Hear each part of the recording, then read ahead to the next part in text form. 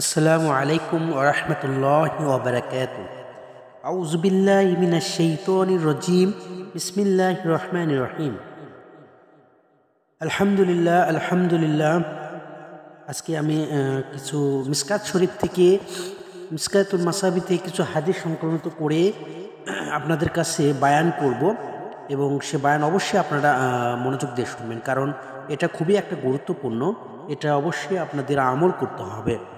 কোরআন এবং হাদিসের উপর আমল করলে আপনার দিন ও ইলম ভালো সংগঠিত হবে, দিনকে শক্ত হবে, খুঁটি শক্ত হবে। তাই অবশ্যই আপনি একটা আমল করুন। হ্যাঁ, তাহলে শুনুন আজকে যে হাদিসটা। ওয়ান জাবির বিন সামুরা আন রাসূলুল্লাহ সাল্লাল্লাহু আলাইহি ওয়াসাল্লাম আনা তাওয়াজ্জু মিনাল হুমি ওয়াল গনামি ক্বালা ইন্না শি'তা ফাতাওয়াজ্জাউ ওয়া ইন শি'তা ফালা তাতাওয়াজ্জা ক্বালা আনা তাওয়াজ্জাউ মিনাল হুমি ওয়াল ইবিলি ক্বালা না'ম ফাতাওয়াজ্জাউ মিনাল হুমি ওয়াল ইবিলি ক্বালা উসাল্লি ফিল মারাদি আল গনামি ক্বালা না'মি ক্বালা উসাল্লি ফি মুবারাকা ওয়াল ইবিলি ক্বালা লা। রাওয়াহুল মুসলিম। হযরত জাবের ইবনে সামুরা রাদিয়াল্লাহু তাআলা বর্ণিত, তিনি বলেন, এক ব্যক্তি রাসূলুল্লাহ সাল্লাল্লাহু আলাইহি ওয়াসাল্লামকে জিজ্ঞাসা করলো যে আমরা কি বকরির গোশত খেয়ে ওযু করব? রাসূল পাক সাল্লাল্লাহু আলাইহি ওয়াসাল্লাম জবাবে বললেন, যদি তোমার মন চায় তবে করতে পারো, আর যদি মন না চায় তবে নাও করতে পারো। লোকটি আবার জিজ্ঞাসা করলো, আমরা কি উটের গোশত খেয়ে ওযু করব? রাসূল পাক সাল্লাল্লাহু আলাইহি ওয়াসাল্লাম বললেন, হ্যাঁ, উটের গোশত খেয়ে ওযু করবে। সে পুনরায় বলল, আমরা কি ছাগল ভেড়ার খোয়ারের নামাজে পড়তে পারবো? রাসূল পাক সাল্লাল্লাহু আলাইহি ওয়াসাল্লাম বলছে, হ্যাঁ, পড়তে পারো।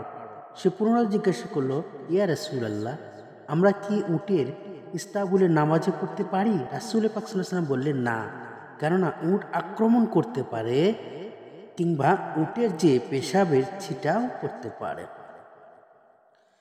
সুবহানাল্লাহ। উক্ত হাদিসে যে বকরি ও উটের গোশত খাওয়ার পর ওযু নষ্ট হয় কিনা এবং তাদের জায়গার নামাজ পড়া যায় কিনা সে সম্পর্কে আলোকপাত করা হয়েছে। রাসূল পাক সাল্লাল্লাহু আলাইহি ওয়াসাল্লাম জনৈক সাহাবীর প্রশ্নের উত্তরে দিতে গিয়ে বলেছেন যে বকরির গোশত খাওয়ার পর ওযু করার প্রয়োজন নেই, তবে উটের গোশত খাওয়ার পর ওযু করা উত্তম।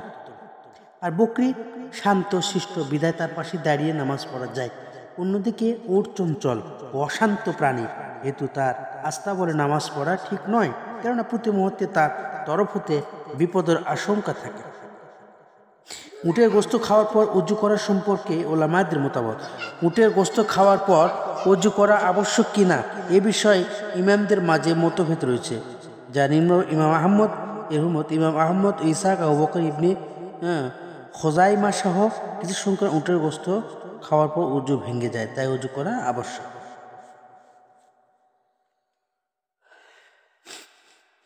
এবং হযরত শাইখুল আদব রহমাতুল্লাহ বলেন, কোনো হারাম গোশত খেলেও ওযু বিনষ্ট হয় না, তবে সে গুনাহগার হবে। কাজে উটের গোশত তো হালাল, কাজে এখানে তো ওযু ওয়াজিব বা প্রশ্নই আসে না।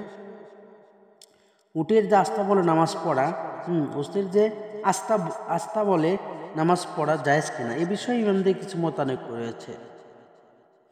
কেউ যদি পড়ে ফেলে তবে পুনরায় আদায় করতে হবে, তারা দলিল হিসেবে